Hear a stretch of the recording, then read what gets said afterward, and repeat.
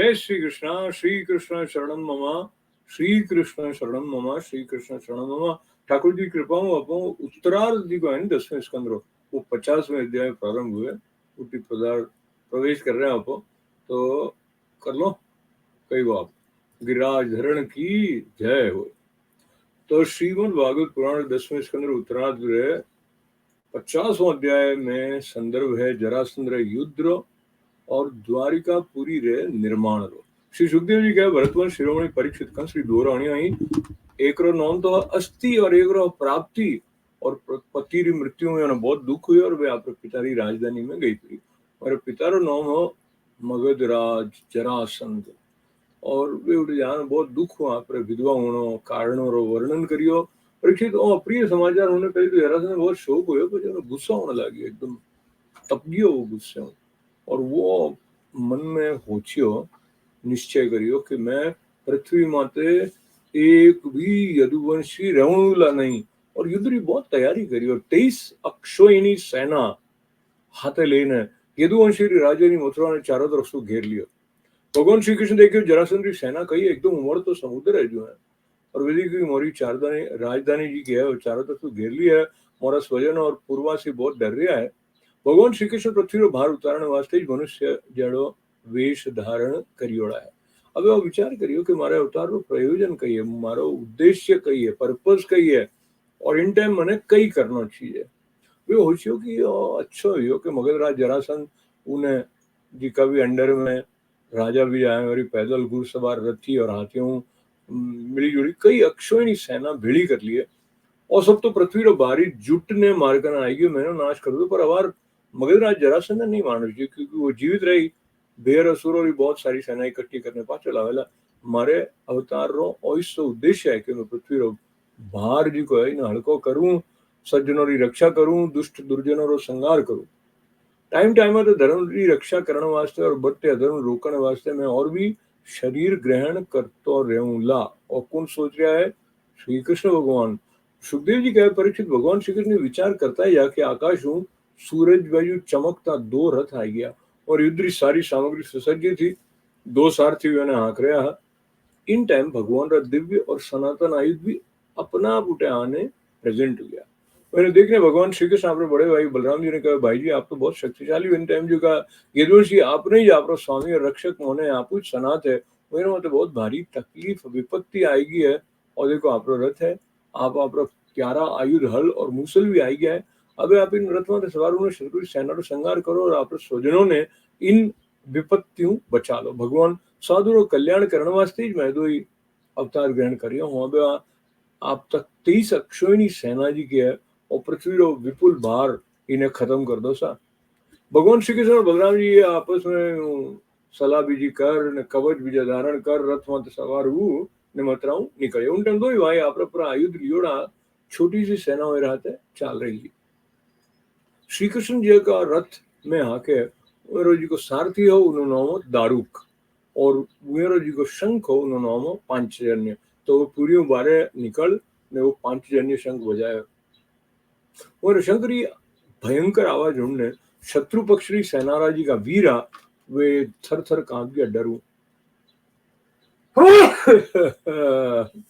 तो मेरे शंकरी भयंकर ध्वनि उन्होंने शत्रु पक्ष की सेना जी का डरियोड़ा उठीने मगधराज जरासंध के पुरुषोत्तम कृष्ण तो टाबर है हाल ताऊ एकले लड़न में तो लाज आ रही तो तू दन कटे छिपतो फिरियो ए तू तो आपरे मोमे ने भी हत्यारो कर रखियो है इनमें से मैं थारा से लड़ नहीं सकूं जा जा मारा हूं हट जा। बलराम जी यदि थारे चित्त में आज श्रद्धा है कि तू युद्ध में मरना तो स्वर्ग मिले है तो आजा हिम्मत करने में आऊं लड़ ले मारा बोणो छिन्न भिन्न जी को थारो शरीर उजाला उन्हें छोड़ने स्वर्ग में जाइए प्रो और अगर थार मोहन ताकत है तो मन ही मार काट।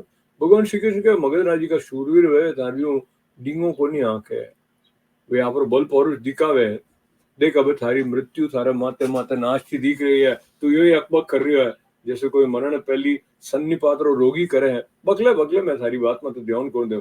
श्री सुखदेव जी के परीक्षित जो वायु हवा जी की है बादलों सूरज ने और धुएं आग ने आग ढकी जावे है पर वास्तव में ढकी जी को नहीं क्योंकि उमेरो प्रकाश पाजो फैले। यूरियो मगधराज जरासंध भगवान श्री कृष्ण और बलराम जी राह में आने आपरी बहुत बड़ी बलवान और अपार सेनाओं ने चारों तरफ से घेर लियो। अटकी सेना रथ ध्वजा घोड़ा और साथियों दीकड़ों भी बंद हो गया। मथुरापुरी री लुगियों आपरे मेली अटारियों छज्जों और फाटकों में चढ़ने युद्ध रो कौतुक देख रही। जरा वे देखिए कि युद्ध भूमि में भगवान श्री कृष्ण गरुड़ चिन्ह चिन्हित और बलराम जी ताल चिन्ह चिन्हित ध्वजा वाला रथ दी की खोल रहा है, तो वो एकदम दुखी होगी, मूर्छित जड़ी होगी। यार भगवान श्री कृष्ण देखियो कि शत्रु सेना वीर मौरी सेना में इन तरह बाणों की वर्षा कर रहा है कि जैसे कोई बादल पानी की अनगिनत बूंदों बरसा रहा हो, और मौरी सेना अत्यंत पीड़ित और व्यथित हो रही है। जब वे आपरा देवता और असुर दोनों सम्मानित शांग धनुष रो टंकार करियो। इन्हें बाद में तर्कस में बाण निकालिया, धनुष मत चढ़ाया, धनुष की डोरी खींच खींच ने झुंड बाण छोड़ने लग गया। उन टाइम मेरे धनुष इतनी फुर्ती घूम रही है मानो कोई बहुत तेजम तेज अलात चक्र मतलब लुकारी घुमावतो है। इन तरह भगवान श्री कृष्ण जरासंध चतुरंगिनी हाथी घोड़ा रथ पैदल सेनारो संहार करने लग गया। बहुत सारा हाथियों का माथा फाट गया, मरमर ने पड़न लग गया। बाणों बहुत सारा घोड़ों का सर धड़ू अलग हो गया। घोड़ा ध्वजा सारथी और रथियों नष्ट हो जाऊं, रथ बेकाम हो गया। पैदल सेनारी किनी बोएं पड़ गई, किनी जांगों किनी मातो अंग प्रत्यंग कट कट ने पड़ गया। उन युद्ध में अपार तेजस्वी भगवान बलराम जी आपरे मूसल की चोट बहुत सारा मतवाला शत्रुओं ने मारने मेरे अंग प्रत्यंग निकली खून की सैकड़ों नदियों में आ दी।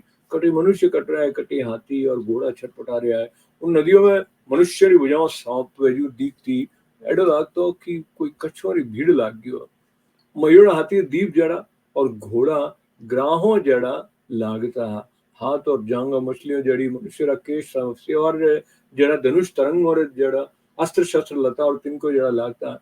ढाल एडी लागती कोई भयानक भंवर हो।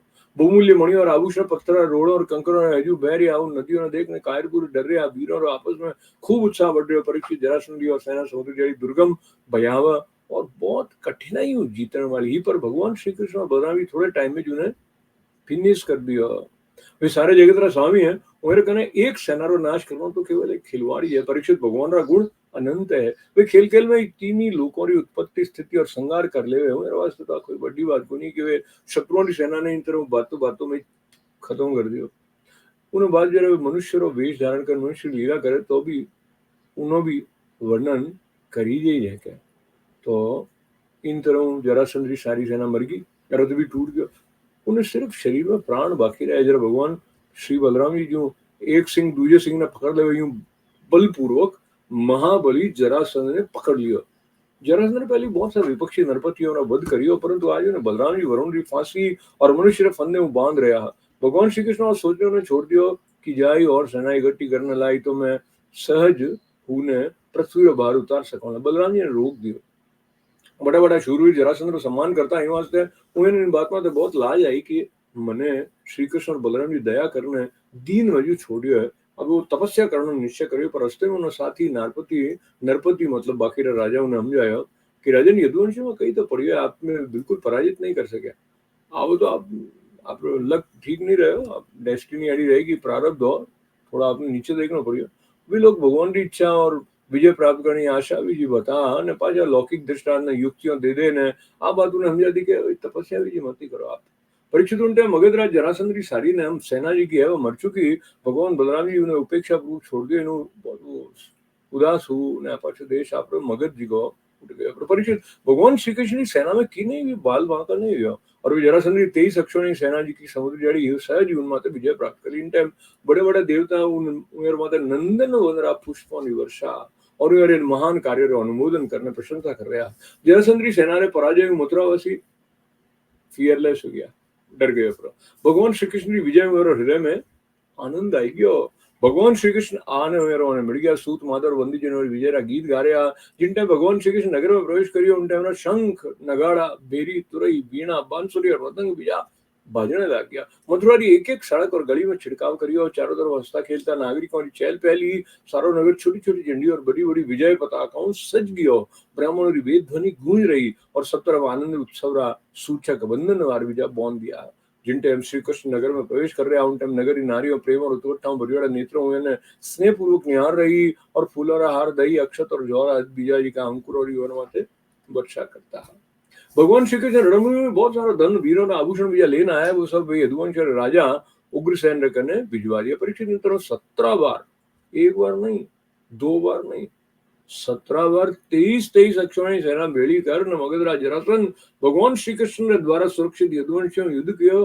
पर यदुवंशी और यादवों ने भगवान श्री कृष्ण की शक्ति हर बार मेरी सारी सेना ने नष्ट कर दिया। जब सारी सेना नष्ट हो जाती नहीं तो यदुवंशियों ने कारतु उपेक्षा छोड़ देता।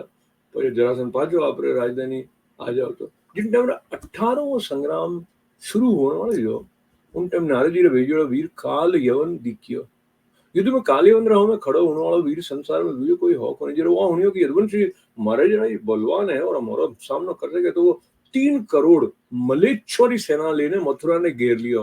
काल यवन अनटाइमली हो जिको एक आप चढ़ाई कर रहे हो देखने भगवान श्री कृष्ण बलराम जी राधा मिलने विचार करियो कि इन टाइम यदुवंशियों वाले जरासंध और काल यवन ने दो विपत्तियों है क्या था आएगी है और वो परम बलशाली यवन मोने आने घेर लियो है।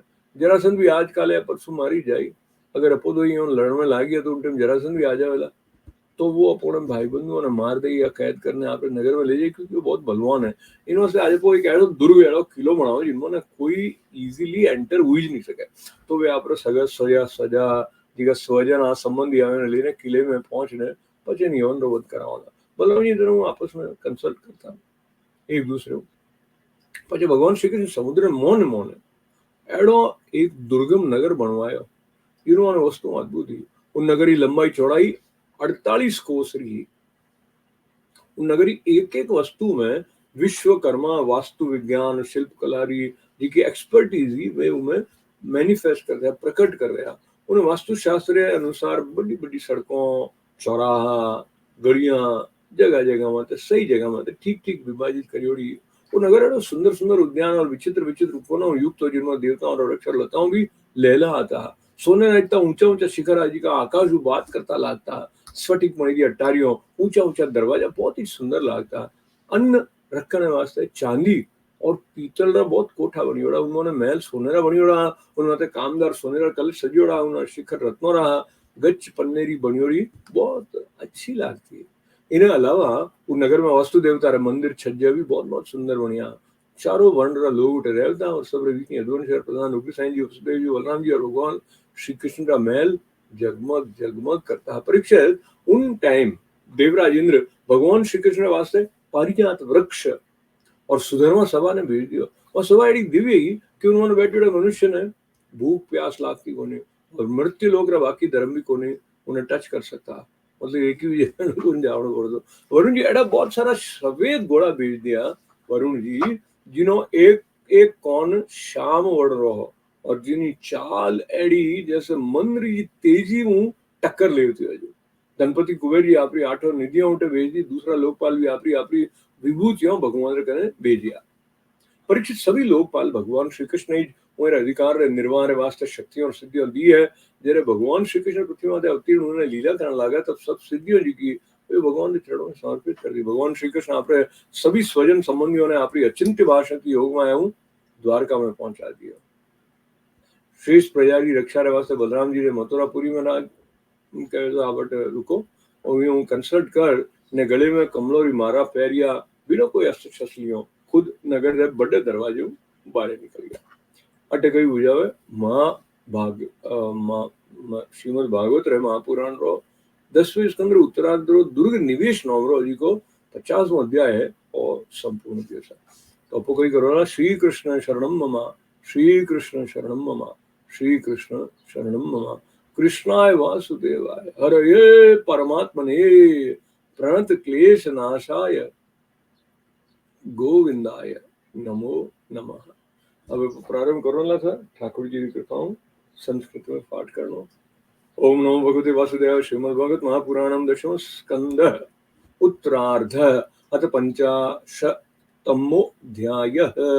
श्री शुक उवाच अस्ति प्राप्तिश्च कंसस्य महिष्यो भरतर्षभ मृते भर्तरि दुःखार्ते यतो स्म पितुर्ग्रहान् पित्रे मगधराजाय जरासन्धाय दुःखिते वेदयान् क्रतुः सर्वात्म वेदव्यकारणं स तत्प्रियमाकर्ण्य शोकामर्षयुतो नृप अयादविं महिं कर्तुं चक्रे परममुद्यमम् अक्षोहिणीभिर्विशत्या तिस्रभिश्चापि संवृत यदुराजधानीं मथुरां न्यरुणत् सर्वतो दिशं निरीक्ष्य तद्बलं कृष्ण उद्वेलमिव सागरं स्वपुरं तेन संरुद्धं स्वजनं च भयाकुलं चिन्तयामास भगवान् हरि कारणमनुषः तद्देशकालानुगुणं स्वावतार प्रयोजनं हनिष्यामि बलं ये तद् भुवि भारं समाहितं मागधेन समानीतं पश्यानां सर्वभूभुजाम् अक्षोहिणीभिः संख्यातं भटाश्वरथ कुञ्जरेः मागधस्तु न हन्तव्यो भूयः कर्ता बलोद्यमम् एतदर्थोऽवतारोऽयं भुवान हरणाय मे संरक्षणाय साधूनां कृतोऽन्येषां वधाय च अन्योऽपि धर्मरक्षायै देहः सम्भ्रियते मया विरामायाप्यधर्मस्य काले प्रभवत क्वचित् एवं ध्यायति गोविन्द आकाशात् सूर्यवर्चसौ रथो उपस्थितौ सद्य ससूतौ सपरिच्छदौ आयुधानि च दिव्यानि पुराणानि यदृच्छया दृष्ट्वा तानि ऋषिकेश सङ्कर्षणमथा ब्रवीत् पश्यार्य व्यसनं प्राप्तं यदूनां तावतां प्रभौ एष ते रथायातो दयित्तान्यायुधानि च यानमास्ताय यज्ञेतद् व्यसनात्सान् समुद्धर एतदर्थं हि जन्म साधूनामीश शर्म कृत त्रयो विशन्त्यनीकाख्यं भूमिर्भारमपाकुरु एवं समन्त्रदाशारौ दंशितो रथिनो पुरात् निर्जग्मतु स्वायुधाढ्यो बलेनाल्पीय सावृतौ शंखं दद्मो विनिर्गत्य हरिर्दारुकसारथिः